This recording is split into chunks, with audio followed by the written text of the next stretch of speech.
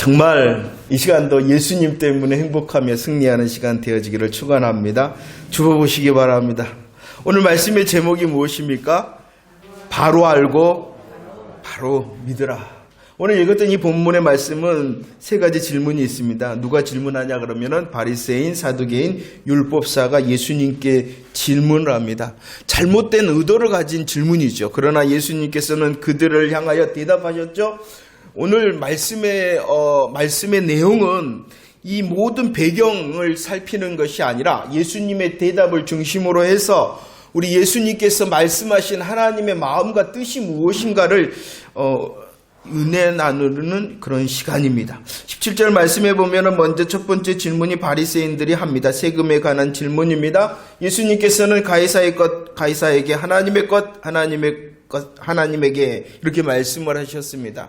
가이사의 것도 있고 하나님의 것도 있다는 것이죠. 가이사의 것은 세상 권세자들에게 우리들이 다하는 의무가 가이사의 것입니다. 그리고 마땅히 하나님의 것은 경배와 예배라 이렇게 말씀을 합니다. 사두개인들의 질문은 부활에 대한 질문입니다. 그 부활을 증거하기 위하여 우리 예수님께서 하나님을 소개를 합니다. 하나님은 아브라함과 이삭과 야곱의 하나님이었다라고 말씀하신 것이 아니라 이다라고 말씀하십니다. 왜냐 그러면 하나님께서는 살아있는 자의 하나님이시기 때문이다라는 것입니다. 율법사의 질문이 무엇이었습니까? 계명 중에서 가장 큰 계명이 무엇입니까? 라고 질문합니다. 예수님께서 답합니다. 하나님 사랑 또 이웃 사랑이다 라고 말합니다. 하나님 사랑과 이웃 사랑을 열매를 맺을 수 있는 방법은 오직 우리의 열심과 결단이 아니라 요한일서 4장 10절에서 나온 먼저의 사랑을 알고 우리 먼저의 사랑을 고백하고 먼저의 사랑을 훈련할 때에 하나님 사랑, 이웃 사랑의 열매를 맺을 수 있다라는 것입니다. 오늘 말씀의 주제는요 29절입니다. 바리새인들, 사두개인들 또 율법사가 예수님을 향하여 질문을 했습니다. 왜 질문을 했을까요? 왜 질문을 했습니까? 이 질문은 잘못된 의도를 가진 질문입니다. 그럼 왜 잘못된 의도를 가지고 예수님께 질문했을까요? 바로 알고 바로 믿지 못했기 때문이라. 그럼 거꾸로 결론입니다.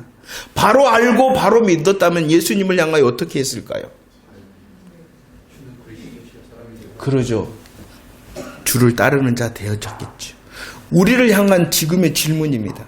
성경을 아는 자들이었어요. 아니, 성경을 알 뿐만 아니라 믿는 자들이. 성경을 압니다, 믿습니다. 열심을 가지고 그들은 이제 23장에서 우리들이 살피겠지만 가르치는 자들이었습니다. 그들은 수고했어요. 제자들을 얻게 했어요. 산도 넘고 바다도 넘는 열심을 품은 성경을 아는 자, 성경을 믿는 자, 성경을 가르치는 자. 그러나 그들의 실상은 성경을 바로 알고 바로 믿지 못한 자. 우리를 향한 질문입니다. 우리들도 성경 안다 하잖아요. 성경 믿는다 하잖아요. 우리도 성경을 향하여 열매 맺기 위하여 수고하는 자의 삶을 살잖아요. 이것은 구원의 확신에 흔들리는 자가 아니라 더 큰 믿음의 성숙자가 되어지기 원하여 오늘도 이 말씀 앞에 있음을 믿으시기를 바랍니다. 예수님께서 이전에 세 가지 비유를 하셨습니다. 믿지 않는 그들이었습니다. 선민 이스라엘과 종교 지도자들을 향하여 예수님께서 결론적으로 말씀했죠. 너희들의 손발이 묶일 것이다. 바깥 어두운 데 내어 던져질 것이다. 너희들은 그곳에서 울며 이를 갈게 되어질 것이다. 라는 충격적인 비유의 말씀을 하셨습니다. 왜 이렇게 말씀하셨냐 그러면 그들이 믿지 않았기 때문입니다. 그러자 예수님을 향하여 이 바리새인들과 사두개인 율법사가 질문하기 시작합니다. 그 질문의 의도를 오늘 본문에서는 분명히 말씀하고 있습니다. 15절 말씀에 보면 예수님을 올무에 걸리게 하기 위해서였습니다. 그들의 질문의 목적은 예수님을 올무에 걸릴 뿐만이 아니라 18절과 35절 보면은 예수님을 시험하기 위하여 질문하였다라고 말씀합니다. 마태복음 22장 18절 말씀에 보면 예수님께서 이렇게 말씀하십니다. 18절 말씀에 보면 이미 그들의 질문의 의도를 알고 계십니다. 그리고 그들의 무엇을 보셨다? 악함을 보셨다. 그리고 어찌하여 나를 시험하느냐라고 말씀하셨습니다. 예수님께서는요, 그들의 질문의 의도를 이미 아셨습니다. 그러나 대답해 주셨다는 것이에요. 왜 대답하셨냐 그러면 그 기회를 통하여 진짜 성경, 너희들이 알고 믿는다는 그 성경 말고 진짜 성경을 통한 하나님의 마음과 뜻을 드러내는 기회로 예수님께서는 그들의 잘못된 질문에도 대답해 주셨다는 것입니다. 오늘 말씀을 통해서도 마찬가지입니다. 하나님께서 우리에게 원하시는 것이 무엇인가? 하나님께서 우리에게 원하시는 것이 무엇인가를 깨닫는 시간이 되어지기를 축원합니다. 하나님의 원하심을 알 뿐만이 아니라 그 하나님의 원하심이 나의 삶 가운데 있는 열매가 되어지기를 소원하며 말씀 앞에 서 있는 저와 여러분들이 되어지기를 축원합니다. 첫 번째 질문입니다. 첫 번째 질문은요, 누구를 중심으로 해서 질문하였냐 그러면은 바리새인입니다. 그런데 이 바리새인은 누구와 함께 했냐 그러면은 오늘 말씀에 보면 헤롯 당원들과 함께 예수님께 질문했다. 바리새인들과 헤롯 당원들은요, 함께 할 수 없는 자들입니다. 정치적으로나 종교적으로나 너무나도 다른 길을 걷고 있는 자들이었기 때문입니다. 그런데 지금 함께 합니다. 뭐 하려고? 예수님을 죽이려고. 예수님을 죽이려고. 17절 말씀에 그들의 질문의 내용이 무엇이냐? 그들의 질문이 무엇이냐? 가이사에게 세금을 바치는 것이 옳으니까 옳지 않습니까? 세금을 바쳐야 됩니까? 우리들이 지금 로마를 향하여 세금을 내는데 이 세금 바쳐야 됩니까? 바치지 말아야 됩니까? 세금에 관한 질문입니다. 이 질문은요, 예수님을 올무에 걸리게 하는 매우 현명한 질문처럼 보입니다. 만약에 예수님이 야, 세금을 내지 말아야 된다. 그러면은 누구를 향하여 달려가겠습니까? 로마 당국자들을 향하여 달려가겠죠. 예수님이라는 사람이 세금을 내지 말라 했다라고 예수님을 고소할 것입니다. 그런데 세금을 내라 그러면은 이제 누구를 향하여 달려가겠습니까? 많은 사람들 보시오. 하나님의 사람이라 자처하는 저 사람을 보시오. 모든 유대인들이 반감을 가지고 있는 그 세금을 내라 하지 않습니까? 저 사람은 하나님의 사람이 아니라 매국노요 라고 매도할 질문이 바로 이 세금에 관한 질문이었습니다. 예수님께서 이 질문을 받았을 때 세금에 대해 야, 찬성이냐 반대냐 이것이 문제로다. 그런데 예수님의 대답이 어떠했습니까? 21절 말씀에 보면 세금을 내라, 내지 마라 이렇게 답하신 것이 아니라 가이사의 것은 하나님의 것은 세금을 바치라 바치지 말라 이렇게 대답할 줄 알았는데 예수님의 대답은 그것이 아니라 가이사의 것은 가이사에게 하나님의 것은 하나님께 이렇게 대답하셨다는 것입니다. 그러면 우리들은 이 말씀 앞에서 가이사의 것도 있고 누구의 것도 있다는 것입니까? 하나님의 것. 가이사의 것도 있고 하나님의 것도 있구나. 로마서 13장 말씀에 보면 하나님께서 이렇게 말씀을 하십니다. 권세, 모든 권세는 누구로부터 난다고요? 하나님. 모든 권세는 또 누가 정하셨다고요? 하나님. 하나님께서 이 세상의 모든 권세도 주시고 정하신다. 그렇다면 그것을 믿는 사람은 조세와 관세 그 모든 것을 줄 자에게 뭐하라? 주어라 라고 말합니다. 이 로마서 13장은요 우리에게 가이사의 것이 무엇인지를 말씀하고 있습니다. 하나님께서 온 세상의 주인이 되심을 믿으시기를 바랍니다. 하나님께서 온 세상 역사의 주관자 되심을 믿으시기를 바랍니다. 주인이시고 주관자 되신 하나님께서 세상 주권자들에게 권세도 주심을 믿으시기를 바랍니다.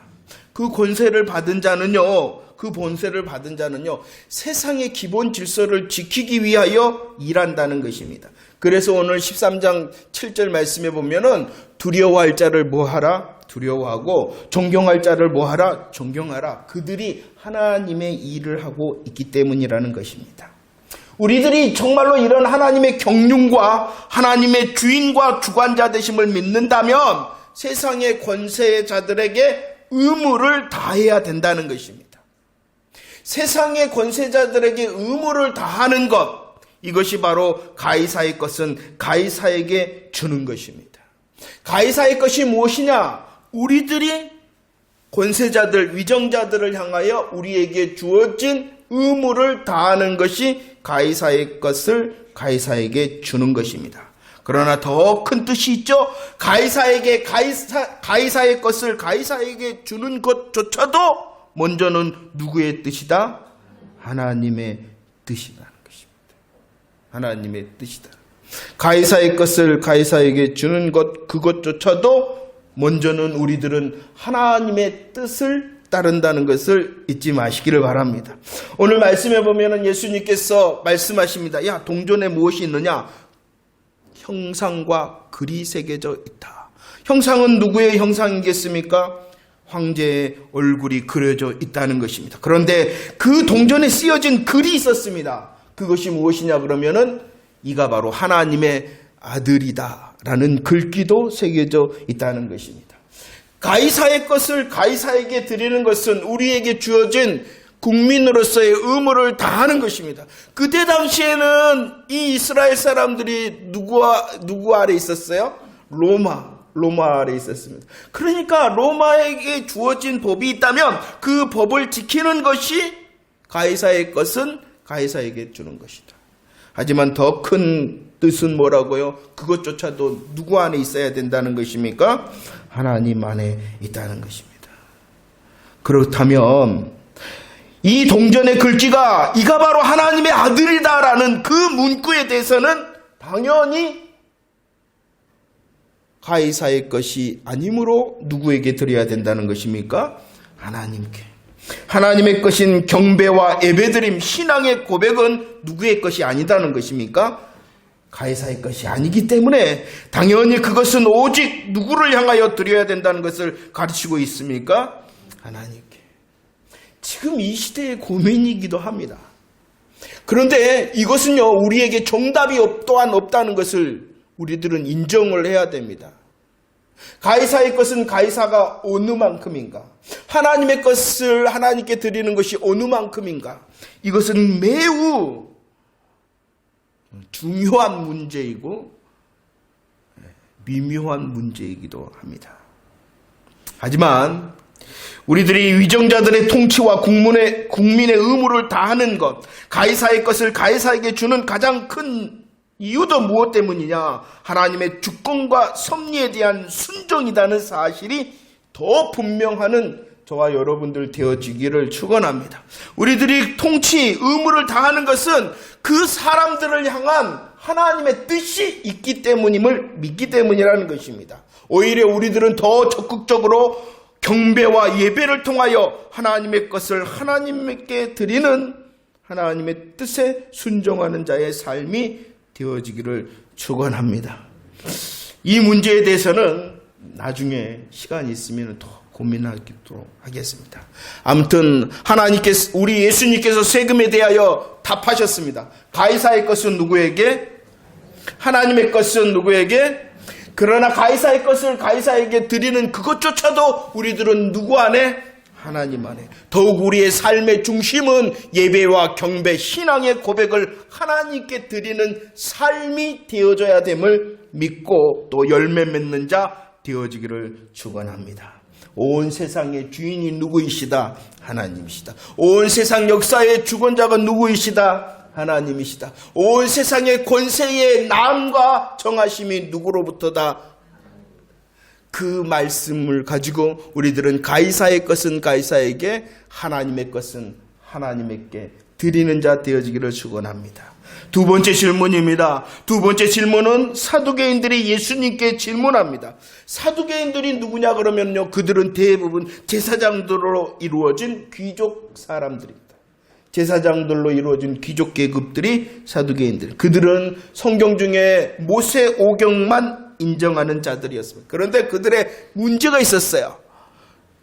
성경을 다 성경으로 받아들이는 것이 아니라 모세오경만. 그리고 그들은 제사장이라는 특권층이었습니다. 그런데 그들의 문제는 너무나도 이성적이고 합리적이고 철저하게 현세주의자였다.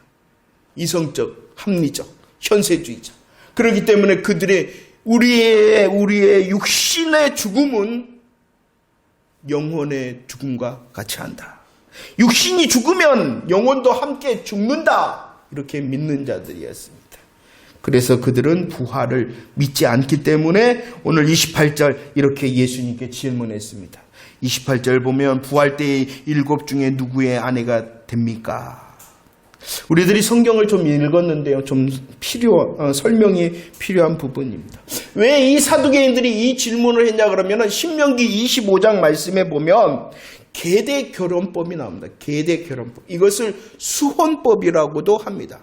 계대 결혼 수혼법이라고도 합니다. 우리 하나님께서 이스라엘 사람들에게 명령하신 제도 중에 하나가 이 계대 결혼 그리고 수혼법이라는 것입니다. 이것이 무엇이냐 그러면 오늘 말씀에 좀 나와 있는데요. 아들이 없이 죽은 형제의 아내가 있다면 그 아내는 그 여자는 다른 데 결혼하는 것이 아니라 누가 어떻게 처리했냐 그러면은 다른 형제가 그 사람을 아내로 삼아 무엇이 있게 하라는 것입니까? 아들을 낳아주라는 것입니다. 아들이 없이 죽은 형제의 아내를 다른 형제가 아내로 삼아 아들을 낳아주게 하는 것이 계대결혼 수혼법이었습니다. 이해가 되십니까? 예, 감사합니다. 이 제도의 핵심이 있습니다. 왜 하나님께서 이 제도를 명하셨냐 그러면은 뭔 것 같아요? 그러죠. 후사를 있게 하는 것. 이 후사의 중요성을 말씀해주고 있는 것입니다. 그러면 왜 이 계대결혼법, 수혼법을 통하여 후사의 중요성을 알게 하셨을까요?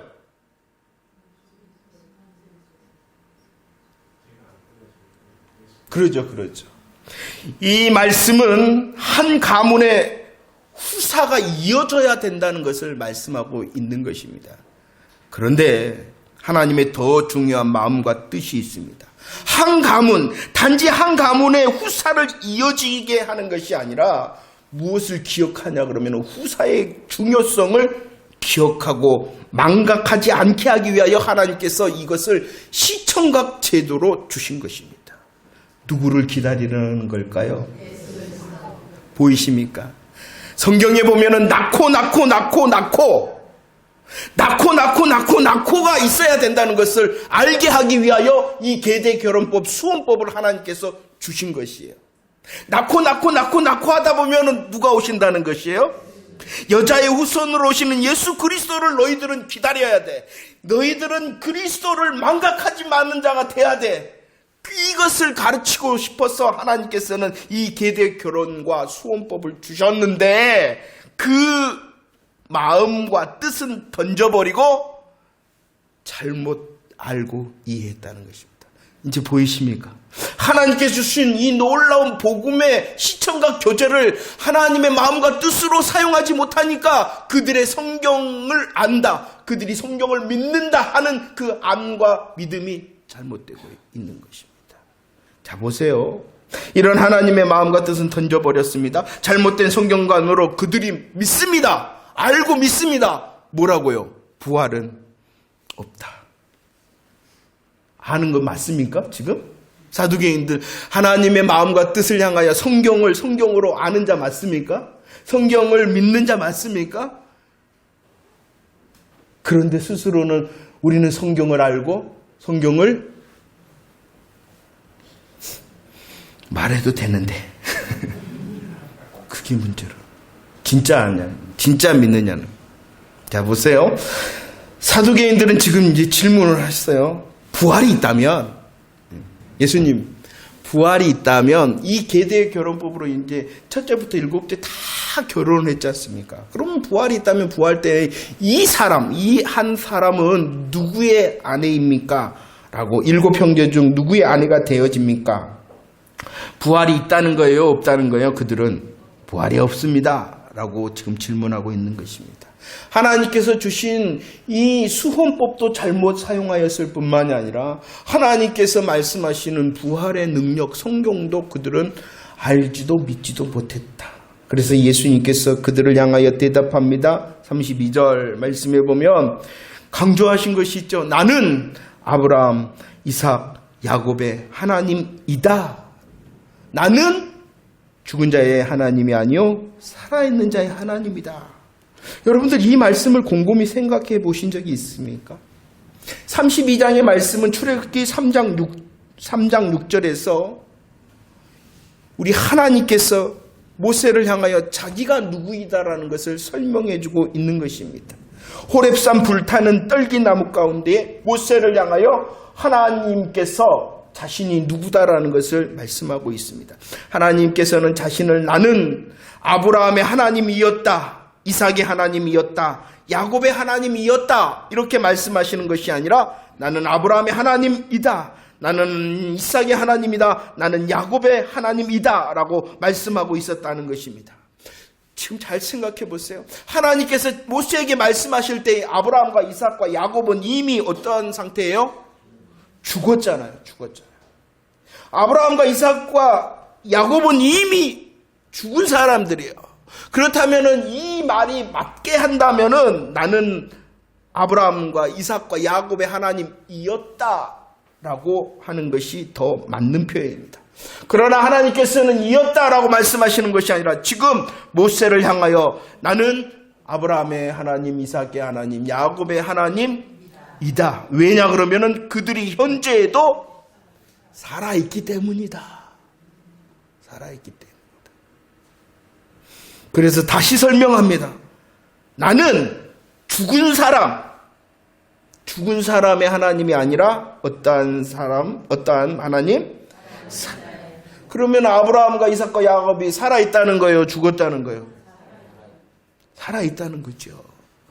이 말이 무슨 뜻이냐? 창세기 17장 7절 말씀에 보면 이렇게 말씀합니다. 내가 내 언약을 나와 내 및 내 대대 후손 사이에 세워 영원한 언약을 삼겠다. 하나님께서 아브라함과 이삭과 야곱에게 언약을 맺었죠. 저와 여러분들은 이 언약을 무슨 언약이라고 말하고 있어요? 메시아 언약입니다.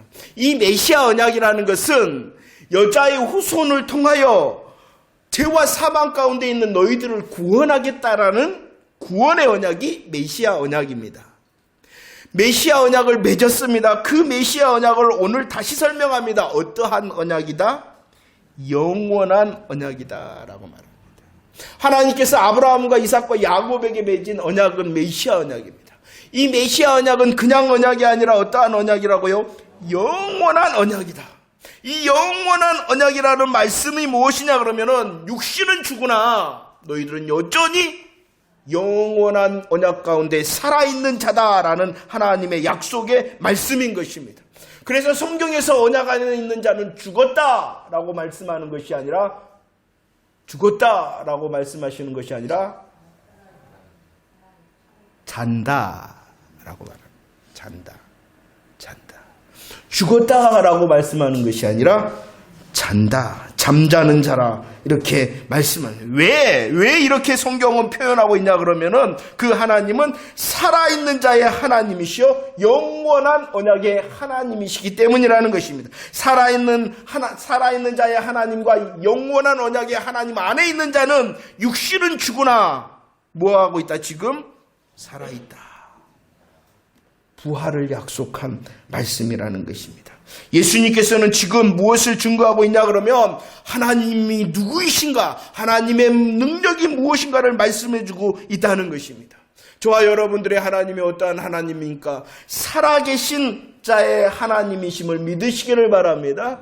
살아있는 자의 하나님이 되실 뿐만 아니라 영원한 언약의 하나님이심을 믿으시기를 바랍니다. 우리들도 육신이 혹 죽는다 하여도 우리들은 이 살아있는 자의 하나님 안에 영원하신 언약의 하나님 안에서 자는 자, 부활을 소망하는 자 되어졌음을 믿으시기를 바랍니다. 오늘 말씀에 보면은 하나님은 부활의 하나님, 부활의 능력의 하나님이 되실 뿐만 아니라 부활에 대하여 좀 설명하고 있어요. 30절 말씀입니다. 30절 말씀에 보면 부활 때에는 왜 이 말씀을 하냐 그러면은 저와 여러분들이 이 부활, 그리고 이 종말에 대해서 너무나도 다른 쪽에 빼앗겨 버렸던 것 같아요. 제가 언젠가 말씀을 드렸죠. 좋은 말이 있다.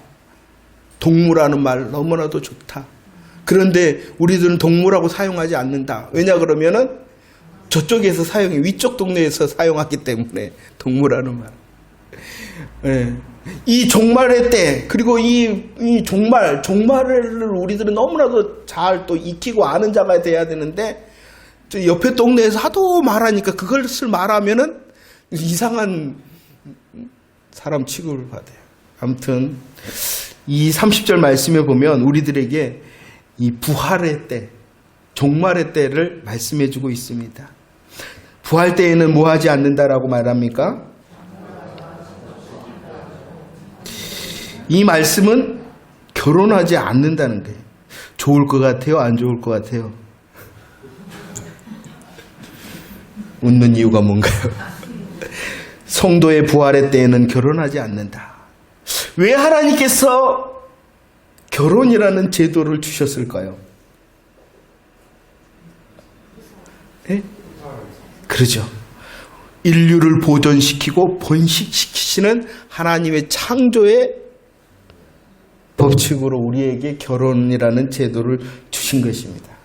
그런데 이 부활 때에는 창조의 법칙이 이미 완성이 되잖아요. 창조의 법칙이 이미 완성이 되었을 뿐만이 아니라 왜 사람이 죽어요? 죽음의 원인이 무엇입니까? 그러잖아요. 그런데 이 부활 때에는 창조의 법칙이 완성이 되어졌을 뿐만이 아니라 범죄의 결과인 죽음의 지배에서 벗어나기 때문에 무엇이 필요한 거예요? 결혼이 필요 없는 것입니다. 그래서 성도의 부활 때에는 결혼하지 않는다. 결혼을 통한 하나님께서는 즐거움과 만족을 주셨어요. 할렐루야. 결혼을 통한 즐거움과 만족을 누리고 계십니까? 그런데 부활의 때에는 더 새롭고 영원한 즐거움과 기쁨으로 대처가 되어지기 때문에 육신의 결혼, 이 땅에서의 결혼보다도 더 새롭고 영원한 즐거움과 기쁨의 방법을 우리에게 주시기 때문에 결혼이 필요 없다라고 말씀하는 것입니다. 우리는 하나님의 나라를요 생각할 때에 이 땅의 법칙으로 너무나도 생각하는 것 같아요. 이 땅에 소위 말하는 계산적으로 말하는 3차원으로 생각하는 것 같아요. 아니에요. 하나님의 나라는 우리들이 상상하지 못하는 것, 우리들의 계산으로는 계산할 수 없는 것, 우리들의 지식으로는 이해할 수 없는 것이 하나님의 나라여 영광임을 믿으시기를 바랍니다. 자꾸 이 세상 법칙과 이 세상의 관점으로 하나님의 나라를 보려고 그러니까 의문이 생길 뿐만이 아니라 자기중심 세상 기준이 되어지는 것입니다. 보세요. 우리들이 또한 성경을 통하여 실수하지 않기 위해서는 이것도 해봐야 됩니다. 하늘에 있는 천사들과 같다라고 말합니다. 언제 그렇다는 거예요? 부활 때. 부활 때에 하늘에 있는 천사들과 같다라는 말이 무슨 뜻일까요? 이렇게 이런 것을 볼 때 우리들은 문맥적으로 잘 이해를 해야 된다는 것입니다. 모든 면이 천사들과 같다라는 말이 아니에요. 그러면 무엇이 같다는 거예요? 그 앞에 결혼하지 않는 면이 같다라는 것이에요. 그러나 이 문맥을 무시한다면은 부활 때 우리들은 누구와 같다는 거예요? 천사들과 같다. 제가 일부러 설교적인 부분이 아닌데도 지금 말하고 있는 거예요. 이해가 되시죠? 문맥이 제가 뭐라 그래요? 무슨 줄이다? 감사해요. 감사. 문맥이 생명줄이에요. 그 단어가 생명이 아니라 하나님의 말씀이 기록되어지고 있는 그 문맥이 생명줄인 거예요. 보세요. 하늘에 있는 천사와 같다 했지 않냐? 말이 맞아요? 틀려요? 문자적으로는 맞으나 문맥적으로는 틀린 것이다. 왜? 한 가지 예를 들면 천사는 육신을 가지고 있을까요? 없을까요? 없습니다. 없어요. 영적인 존재일 뿐이에요. 그러나 부활 때에는 우리의 성도는 가지고 있어요. 무엇을 가지고 있냐 그러면은 육신도 가지고 있어요. 수요일에 잠깐 이야기했죠. 육신도 가지고 있을 뿐만 아니라 살아있었던 영혼도 가지고, 이 육신과 영혼이 부활 때에 결합이 되어지는 것이 부활체라 이렇게 말씀했어요. 영혼과 육이 떠나면은, 영혼과 육이 분리가 되면은 뭐 했다? 죽었다. 그러나 하나님의 때에, 주님 재림의 때에 우리의 죽었던 육신이 살아날 뿐만이 아니라 우리의 영혼이 함께하는 이것을 무엇이라? 부활체라. 다르잖아요. 자, 좀 끊어졌는데 아무튼 우리 예수님께서는요, 사두개인들의 잘못된 성경관과 잘못된 질문에 대하여 답을 하십니다. 너희들이 성경도 하나님의 능력도 알지 못함으로 오해하였다라고 말씀하고 있습니다. 하나님의 능력이 무엇입니까? 하나님이 어떠한 분이십니까? 하나님은 살아있는 자의 하나님이심을 믿으시기를 바랍니다. 하나님의 능력은 부활의 능력자이심을 믿으시기를 바랍니다.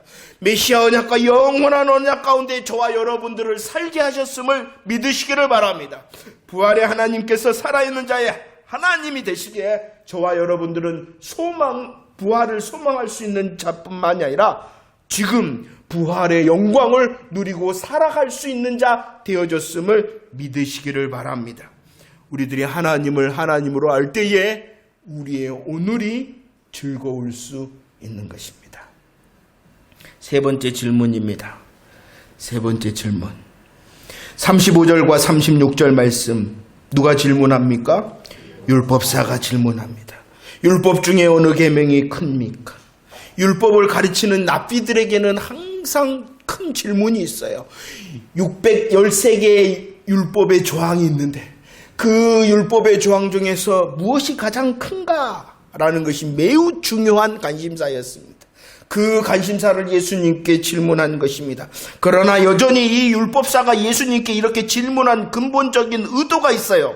무엇하기 위하여? 예수님을 시험한 잘못된 의도를 가지고 질문합니다. 그러나 예수님께서는 또다시 대답하십니다. 왜 대답하셨느냐?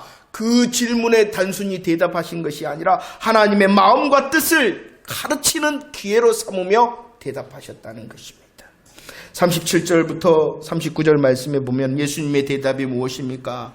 크고 첫째 되는 것이 있고 둘째 그와 같은 것이 있다라고 말합니다. 크고 첫째 되는 계명이 무엇입니까?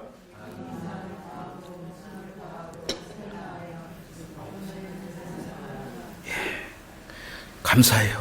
정말로 어색합니다, 저가. 아니, 여러분이 어색한 것이 아니라 지금 시국 때문에 제가 어떻게 이것을 같이 읽읍시다 해야 되나 말아야 되나 저 자신이 지금. 이 말씀은 신명기 6장 5절입니다. 하나님을 사랑하라라고 말합니다. 어떻게 사랑하라? 마음과 목숨과 뜻을 다하여 사랑. 아니, 그냥 마음과 목숨과 뜻이 아니다. 어떠한 마음과 목숨과 뜻입니까? 온 마음, 온 목숨, 온 뜻으로 하나님을 사랑해야 된다. 이것이 무엇입니까? 하나님을 너의 모든 것으로, 너의 모든 존재, 너의 모든 존재적인 것으로 하나님을 사랑해야 된다. 하나님을 사랑하고 있습니까? 마음과 목숨과 뜻을 다하여 하나님을 사랑하고 계십니까? 온 마음과 온 목숨, 온 뜻으로 하나님을 사랑하고 있습니까? 그리고 또다시 말씀하셨죠. 하나님을 사랑한다면 둘째라고 이야기하시며 레위기 19장 18절 둘째의 사랑이 무엇입니까? 이웃을 사랑해라. 이웃을 사랑해라. 예수님께서는 이미 이 이웃에 대하여서 마태복음 5장에 말씀해 주셨어요. 이 이웃이 누구냐? 누가 이웃이라고요? 누가 이웃이라고요? 너희의 원수가 이웃이고 너희를 밝게 하는 자가 이웃이다 라고 말씀해 주셨어요. 그들은 이 말씀을 이해할 때 우리의 이웃은 이스라엘 동족이 우리의 이웃일 뿐만이 아니라 우리의 마음에 합한 자가 이웃이다 라고 생각한 사람들이 이스라엘이었어요. 그러나 예수님께서는 이웃을 어떻게 정의하고 이스라엘뿐만이 아니라 오늘 우리들로 말하면 우리 교회 공동체 식구들뿐만이 아니라 우리를 미워하고 우리를 박해하는 사람들도 우리의 누구다? 이웃이라. 어떻게 사랑해라 그들을? 내 몸과 같이.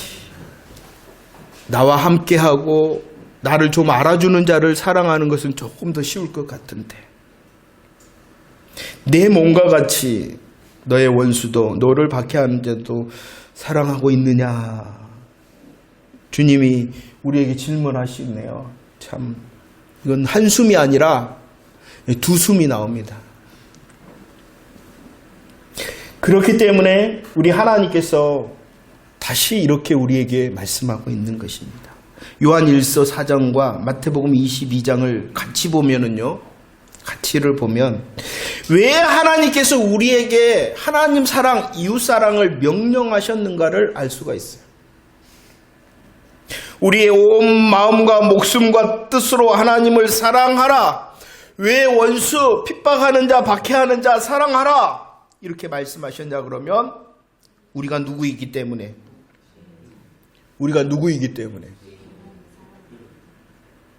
우리가 먼저 사랑받은 자이기 때문이다 라고 말씀합니다.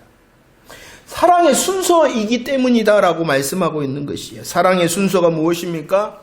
오직 먼저 우리를 사랑하신 하나님의 사랑이 있다라는 사실을 너희들은 알고 있느냐? 이렇게 질문하고 있는 것입니다. 그 사랑의 내용이 무엇입니까? 화목제의 사랑인 것입니다. 화목제의 사랑. 우리를 향하여 사랑을 명령하신 하나님께서는 너 한번 해봐 이렇게 말씀하신 것이 아니라 우리를 먼저 사랑해 주셨다는 것입니다. 그 사랑의 내용이 뭐라고요? 화목제의 사랑이라는 것입니다. 십자가와 부활의 복음의 사랑으로 우리를 먼저 사랑하셨기 때문에 우리를 향하여 명령하신 것입니다. 사랑이 율법일까요? 복음일까요? 사랑하라 라는 것이 율법일까요? 복음일까요? 율법도 되고 사랑이 복음도 됩니다.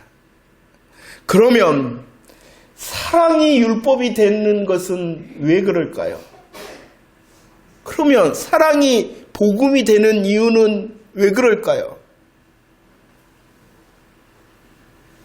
먼저의 사랑이 있느냐 없느냐, 나를 향한 하나님의 화목제의 사랑, 복음의 사랑을 알고 있느냐 없느냐는 것이죠. 화목제의 사랑과 복음의 사랑을 안다면 그 사랑의 명령은 복음의 사랑이 되어질 것입니다. 그러나 이 화목제와 복음의 사랑이 없이 하나님을 사랑하고 이웃을 사랑하라 라는 말씀 앞에 있으면 그 사랑의 명령은 복음이 아니라 율법이 되는 것입니다. 할 수 없기 때문입니다.